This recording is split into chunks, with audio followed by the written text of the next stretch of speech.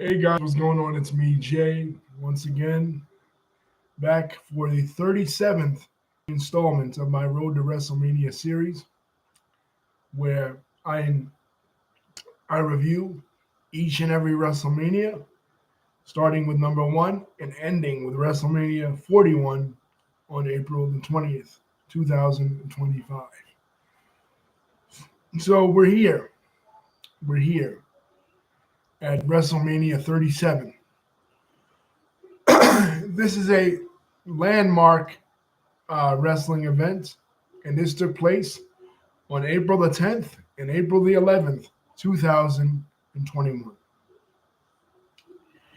I made the mistake initially of saying that WrestleMania 36, the previous one, took place on March the 25th and 26th, 2020, but it did take place then, but it aired in April the 6th and 7th.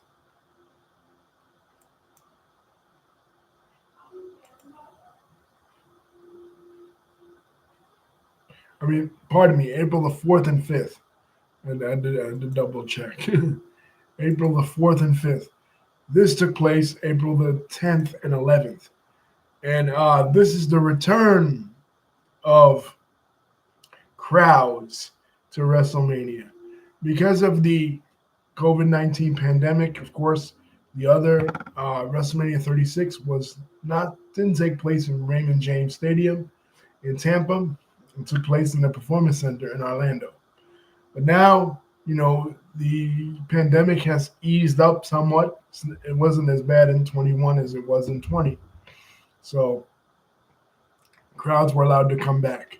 So what are some of the main storylines heading into this WrestleMania?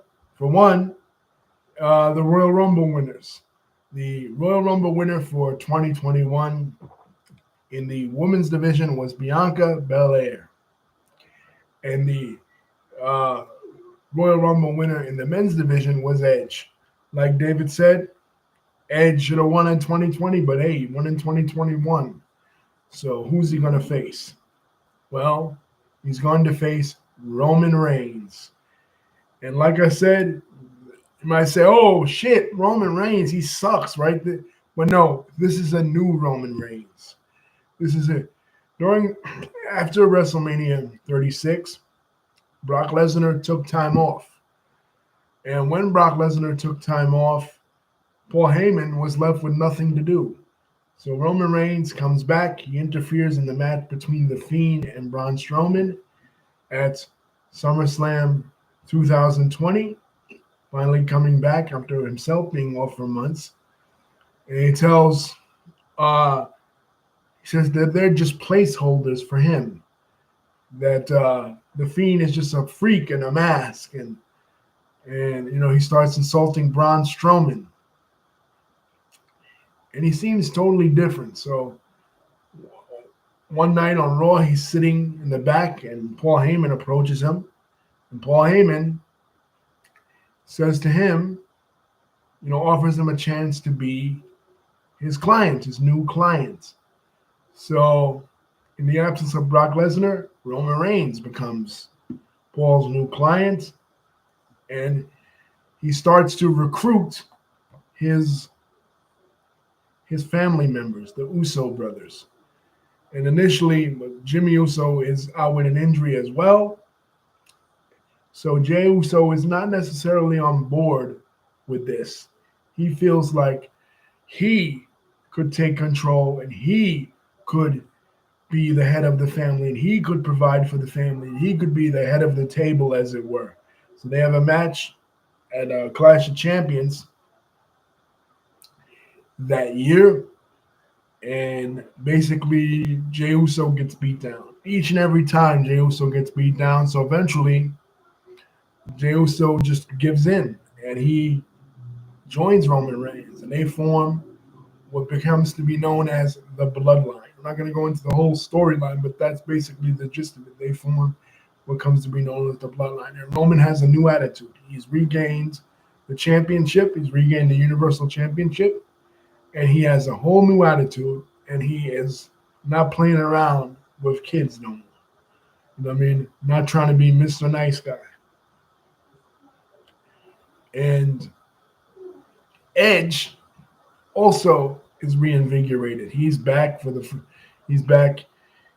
10 years. He hasn't um, been in the main event at a WrestleMania. And he's finally here to regain his spot as the rated R superstar. But will he? We shall see. And as far as the women, like I said, Sasha Banks and Bayley were holding it down as main eventers during the COVID era. They were all over the TV screen during that period of time. And now, but it's time for somebody new. It's time for Bianca Belair. And this main event, becomes the main event for night one, the women, and is the second time that the women have main evented WrestleMania. Now they have 2 nights, so you can split it up. And this is the first time that 2 African American women have ever main evented WrestleMania. So it's really historic, this WrestleMania. Also, it's historic because this is the first WrestleMania that WWE has partnered up with Peacock. The WWE Network, at least in the United States, the WWE Network was a bust. It wasn't a bust in the sense that fans didn't like it. It didn't provide the sort of dividends that WWE thought it would. You know what I mean? So later on, they figured it'd be more profitable to, now streaming services are bigger. They figured it'd be more profitable to hook up with a bigger streaming service. And since they've always had a relationship with NBC and Dick Ebersol going back to the Saturday night's main event era, and the XFL, which Vince McMahon tried to relaunch in 2020 as well, Dick Ebersol was a partner in that. Why not hook up with the NBC streaming service? So NBC, Peacock incorporated the entire WWE network into their catalog in the United States, and it remains there to this day. Their contract will be soon up in a couple of years. I'm wondering if they'll renew it. Maybe they won't, maybe they will. Because they've recently, this is in the future, but they partnered with Netflix. They debuted on Netflix this year. But Netflix doesn't want all the old content. Netflix only wants, Monday Night Raw and the newer content. But we shall see about that. After SummerSlam, they were doing the Thunderdome concept, which basically people could log in on their computers and see the action that way. And it was kind of like they were there through a simulation. But some of it, like, people were really irresponsible in the Thunderdome era because a lot of it was like immature people. You know what I mean? Like, people would dress up in KKK outfits. People with signs of Chris Benoit. Shit that wasn't really appropriate. And, and it would be hard for WWE to censor this kind of stuff. So, luckily for this WrestleMania, they got rid of the Thunderdome. This WrestleMania involved a lot of celebrity involvement, particularly in one particular match. Bad Bunny, who had at the Royal Rumble had performed a song that he put out in honor of Booker T. He's a lifelong wrestling fan. He's a Puerto Rican hip hop artist. On Spotify, he is the most streamed artist for Spotify. So WWE is still involved with this music stuff. Last year they had, WrestleMania 36. They had The Weeknd, Blinding Light. That was the most streamed song on Spotify ever.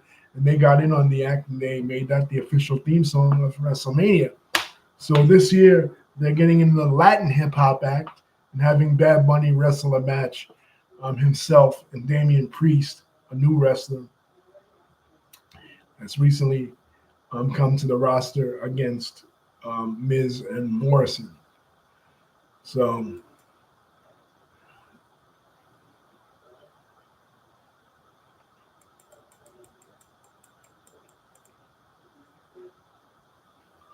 let's jump into it. Night one, Bobby Lashley with MVP defeats Drew McIntyre. And this to me was a fall from grace for Drew McIntyre because he was champion throughout most of the COVID era. And his championship, his WWE championship, was underwhelming in my opinion, his reign as champion.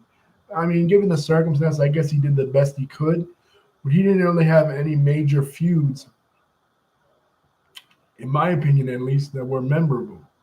He wrestled Randy Orton a couple of times, and that was about it. But Bobby Lashley, when he became the champion, he had the Hurt Business, which they were going head to head with Retribution. Now, Retribution, what was that?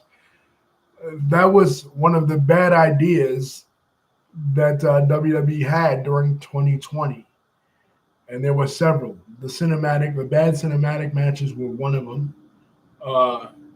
The others were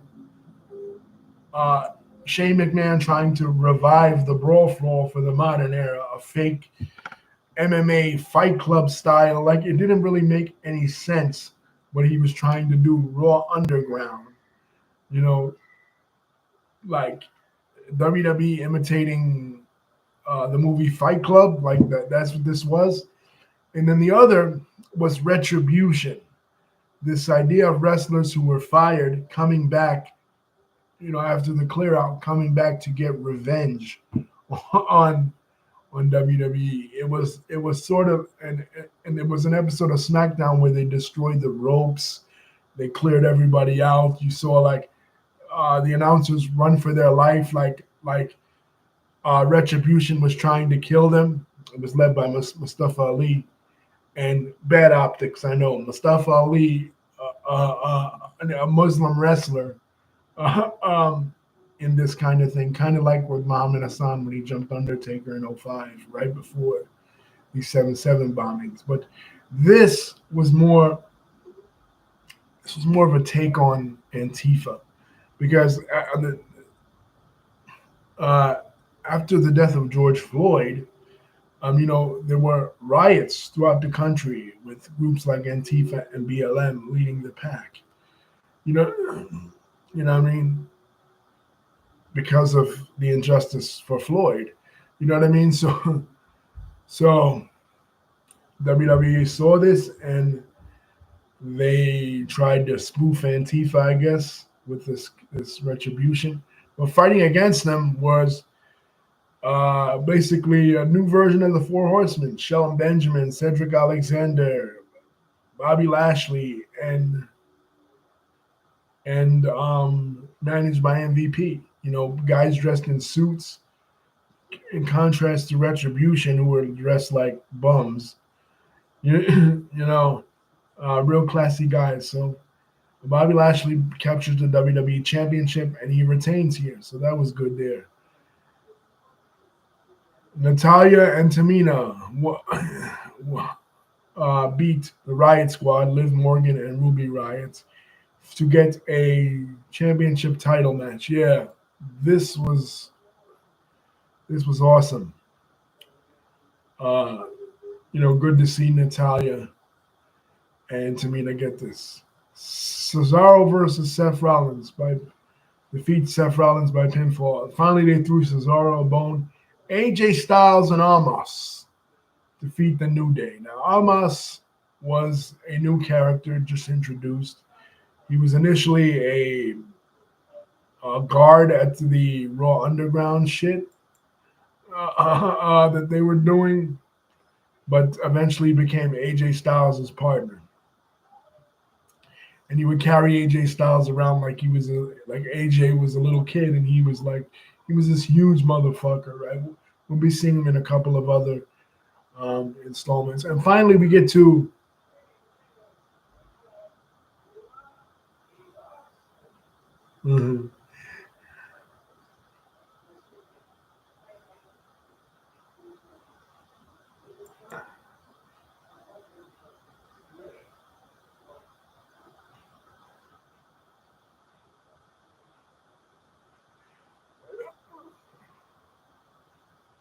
Really, David? I don't remember that. Okay, David is talking about the Alexa. Oh yeah, yeah. Okay. Yeah, David, I remember it now. You jogged my memory. He's talking about the Randy Orton Fiend match. Oh man, I completely blocked that out of my mind until uh, you just you just reminded me.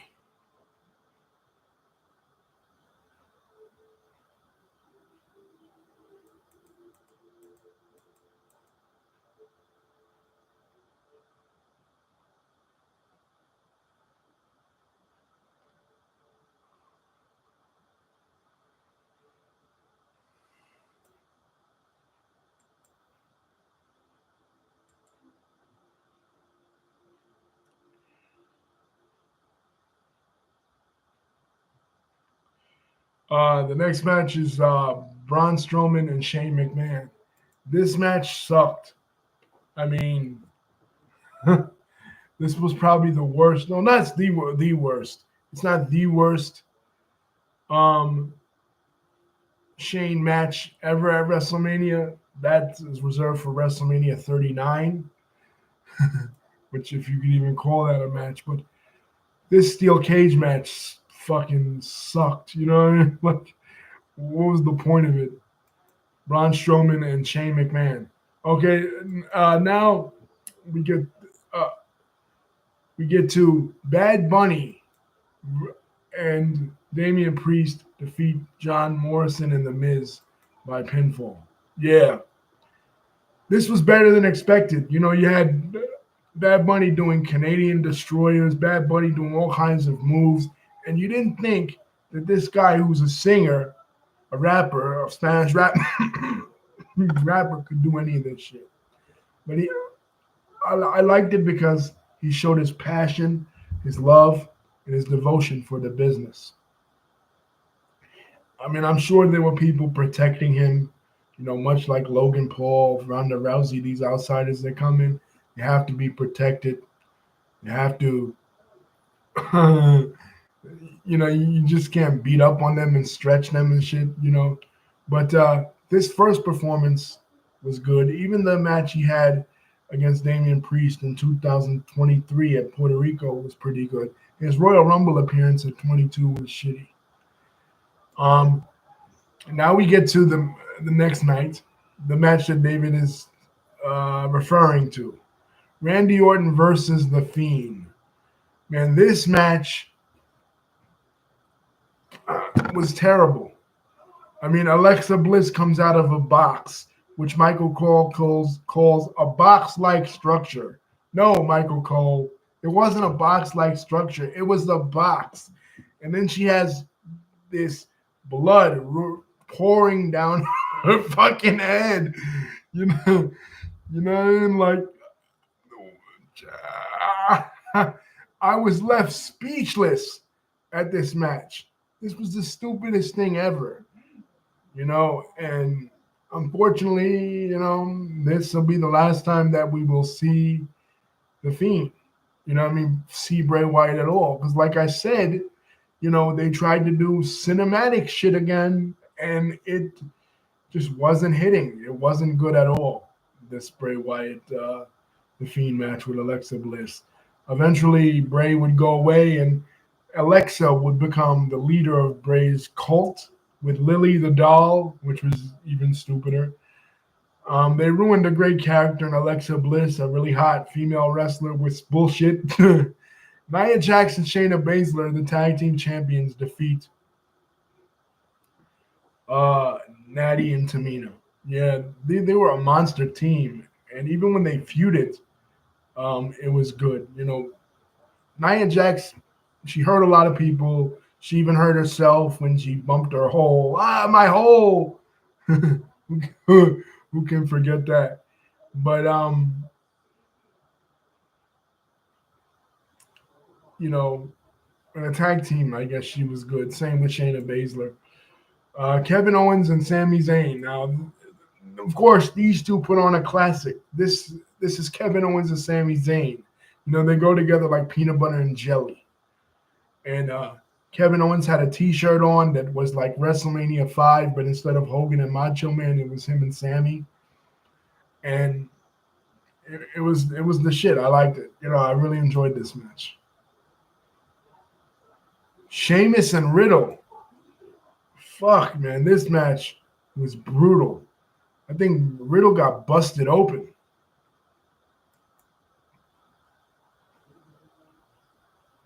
during this match. But going back to the Sammy and Logan Paul, Sammy and Kevin Owens match, Logan Paul was here, and Logan Paul did nothing.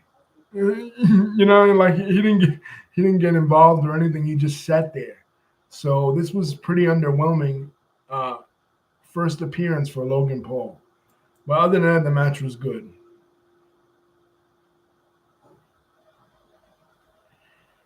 Sheamus and Riddle, U.S. champion. Riddle got busted open in his, I think it was his lip, man. Sheamus is stiff. Rhea Ripley defeated Asuka by pinfall. This was a decent match. Nothing right home about, really. Roman Reigns with Jey Uso and Paul Heyman defeat Edge and Daniel Bryan by pinfall. This match was crazy because Edge and Daniel Bryan were were piled on each other like two pancakes when Roman pinned them. This was a really good triple threat match. The greatest triple threat match they had in years. Of course, it doesn't rival Benoit, Michaels, and Triple H from 20, but it's better than some of them. I really wanted Edge to win, but of course he couldn't because, well, Roman's being dominant Roman. The whole thing, Michael Cole ends the show by saying, "Who will stop Roman Reigns?" And of course, Roman is in a historic run, so how can he lose? But the bloodline is dominant. Going back to the main event in night one, Sasha Banks and Bianca Belair. Sasha Banks, did her thing, man. She put over Bianca Belair strong. She made her look really, really strong. Bianca Belair was putting her up for a gorilla press slam. She was slamming her hard. She was doing hard power moves to make Bianca look like a powerhouse that Bianca is. And this really showed off Bianca's athleticism. But the only thing was there was two moments in the match that were kayfabe breaking moments. Bianca wins with a KOD, by the way. Two kayfabe breaking moments that I kind of understand, but I don't. I mean, they were making history being the first two black women to ever main event a WrestleMania ever. But at the same time, there was a moment in there where Bianca Belair cried and Sasha cried too. I mean, I know this is history, you know what I mean? I understand the gravitas of it all, especially the year that, race relations had in 2020. But crying before a wrestling match with your opponent, and then the hair whip. I like the hair whip. That was a great move. Like you could hear the sound of that hair whip that Bianca used when she hair whipped her braid against Sasha, and it marked her side. Gave Sasha a mark on her side. And then there was another moment after the match where Sasha was seen smiling. And Sasha had a lot of mainstream cachet at this time because she was featured in one of the most popular TV shows in the world, The Mandalorian season 2, which was Disney Plus's Star Wars spinoff about the intermediate period between the the fall of the Empire and the rise of the First Order, the intermediate between the original trilogy and the sequel trilogy. And she was Kashka Reeves, part of a terrorist organization called I believe it's the Night Owls.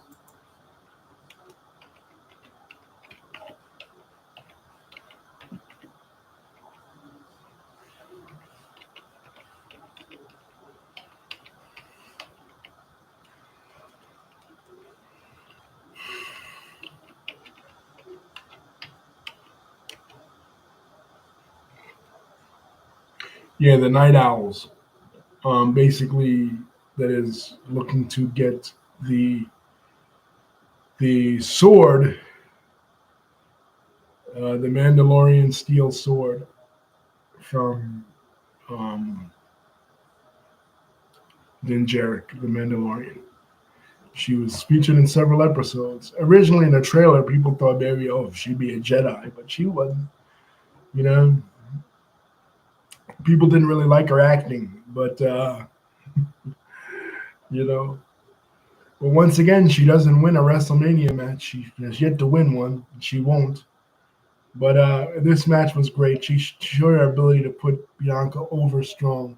Unfortunately for Bianca, it doesn't last long. Um, as soon as Becky Lynch comes back from her pregnancy, she beats her handily at SummerSlam. So I don't know how good it was. You know? And anyway, this was historic. And I will still say that this was one of the greatest matches in WrestleMania history, in my opinion.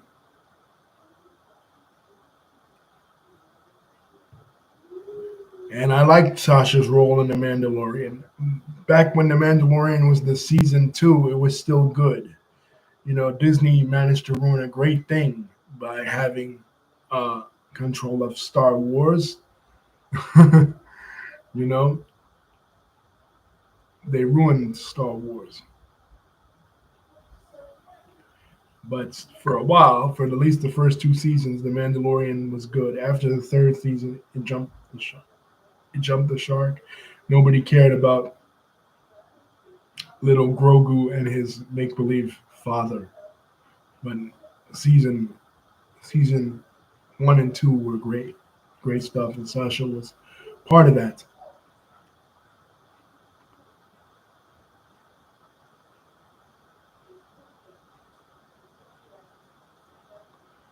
But yeah, now we move on to WrestleMania 38. Brock Lesnar will be back. Roman Reigns will still continue his dominance and add one more belt to his collection. Spoiler alert. And we'll see another return. Somebody who we hadn't been seeing in many years, as opposed to Brock Lesnar. There's a return on WrestleMania 38 that is bigger, way bigger than Brock Lesnar. And we will talk about who that is and the implications of that to this day. Uh, Peace, guys. Don't forget to like, comment, and subscribe. Thank you, David, for reminding me of that atrocious match between The Fiend and Randy Orton. Next, WrestleMania 38, coming to you live from Dallas, Texas.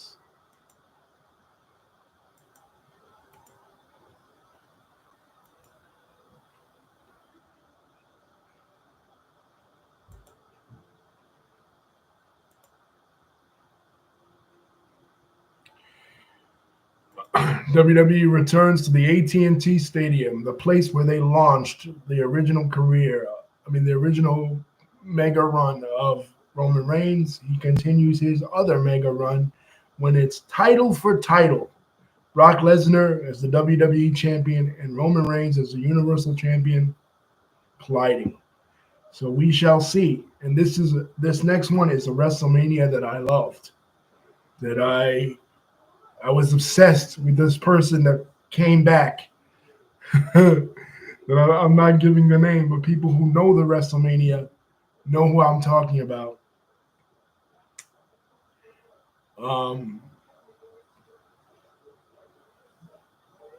After this WrestleMania was over, I was obsessed with this person. WrestleMania 38 is next.